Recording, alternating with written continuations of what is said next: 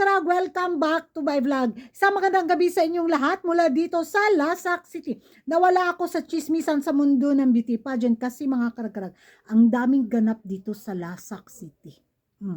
So nung isang gabi napuyat ako dahil lang pumunta ako sa lamay dito nga sa kapitbahay namin, na kung saan nagpakamatay mga karag-karag. Doon din sa kabilang purok, meron ding nagpakamatay. Sa kabilang lungsod din, meron ding mag-asawa, pinatay yung anak nila, nilunod sa dagat. So itong kapitbahay namin, nagpakamatay nung mga 2 days na. So pumunta kami sa lamay. Ayun, grabe pag yung hindi mo talaga makayanan yung depresyon, tapos yung mental problem mo ba, yung mental health mo, di ba? So, tapos yun nga, nakapost sa social media, pinicturan, grabe, parang nanibot akong balahibo. Kaya ayun, pumunta muna ako sa lamay, kaya nalate ako sa sirkulasyon sa chismisan, kaya yun yung mga ganap dito mga karag-karag. So, eto, nabalik na tayo sa pagkachismosa ko. Nakapagpahinga na yung katawang lupa at kaluluwa ni Kuragan. So, hi! Mamuli daw sa sabak si Pau Pau sa Miss Universe Philippines 2026. Base sa mga sirkulasyon ng mga pa-video bitaw sa mga paula-hula, galore ng mga chismosa at mga chismosa, na isa daw si Pau Pau sa muling lalaban sa corona sa Miss Universe Philippines 2026. Magiging reaksyon ko lang naman mga karag-karag sa dami ng magaganda ngayon at mga new faces, mga kung mga dilag na lalaban sa Miss Universe Philippines 2026, parang mahihirapan si Pau Pau. 'Di ba? Andyan si Tacloban. Huy, gwapa kay si Tacloban. Hindi ko pa na full na yung niya social media na, nakita ko lang sa picture. Tapos si Negros Occidental ba 'yon? Tapos si Iloilo City. Tapos si Pampanga. Hala ka. Mahihirapan talaga ang mga veterana at mga comeback na mga beauty queen. Pero depende pa rin yan sa tadhana ng isang kandidata. Pero nung nakita ko talaga yung mga bagong preskong mukha ba, nalalaban bitaw sa MUPH 2026, parang alanganin ako sa mga comeback queen. Tapos yun nga, pinupost din ng mga ibang mga fans na baka sa pangatlo na ba o pang-apat na ba si Pauline nalalaban sa MUPH 2026, kung sakaling totoo yung chika nila ha. So baka ito na daw yung chance, ito na daw yung time na masungkit ni Pau Pau ang corona sa Miss Universe Philippines 2026. Baka hindi natin alam, di ba? Kung sino manalo sa kanila, supportaran natin.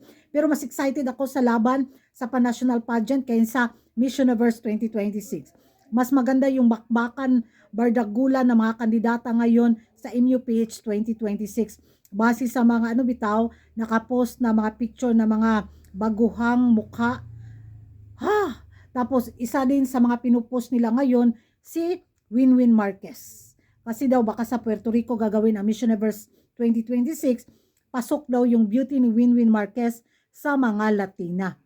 So wala namang problema kung si Winwin Marquez din, pero alam natin hindi katangkaran masyado si Winwin, di ba? Miss Universe yan, iba sa Hispano-Americana. Kung susumitihin natin yung mga kaganapan ba. So, nasa kanila pa rin, tadhana pa rin ang kapagsabi. Susuporta ba ako kay Winwin? Well, kung siya yung manalo, bakit hindi? Pero sa taon na to, sa Miss Universe Philippines 2026, yung mata na budlat ko talaga nakatutok talaga sa pambato ng Pampanga. Parang nakikita ko si Tacloban, sarap ipadala sa Miss Charm. Yung si Negros Occidental ba, Oriental ba yon, sarap ipadala sa Supra. Tapos si Iloilo, sarap ipadala sa Cosmo. Yung mga pag ganun, bitaw mapaiksa. Parang may maano ka na ba, ay ito yung mga beauty na ganito. Wala namang problema sa mga comeback queen, pero ewan ko lang. Ewan ko sa inyo mga karag-karag ha, kasi nakarating din ito sa ating mga mortal na mga kaaway na mga chismosa at mga chismosa sa bitaw, kapitbahay natin, na nakikita nila yung mga picture ng mga kandidata na maglalaban sa Miss Universe Philippines 2026 na mga half vampira. Ay nako, hindi na daw sila magtaka na ang ipapadala na naman daw ng Miss Universe Philippines Organization na maging pambato ng Pilipinas ay mga half vampira, dahil yun naman daw talaga ang alas ng Pilipinas. Puro na lang daw mga half vampira yung pinapadala dahil wala naman daw magandang mga pure Pinay. Ay, kalami nila piktusan. Kasi mga pure Pinay, mga dili gwapa. Kagwapa na ako. stress na po din sila mga karag-karag, di ba? Umasa na lang daw tayo sa mga half vampirang pinapadala at nilalaban sa mga international pageant. Bakit daw hindi tayo magpadala ng mga pure Pinay ba?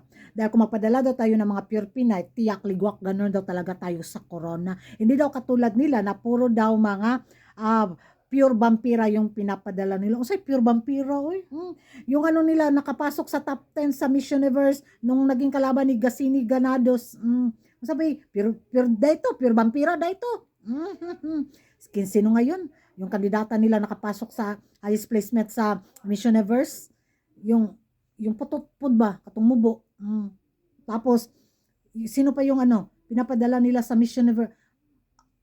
Yung pinapadala nilang vampira sa Miss Universe, mga half vampira din, tapos ligwak, ganun din yung beauty. Kay, ito, 50-50 below lang yung mga hemoglobing dumadaloy sa kaugatan ng kanilang kandidata. Hindi talaga nakuha, bitaw, mas matapang yung mga nila, red blood cell nila. Hindi pareha sa mga Pinoy, pag i-mix sa mga half vampira, mga afam, talagang lulutang yung mixture na ang ganda. Sa kanila kasi wala nanaig yung kapangitan nila.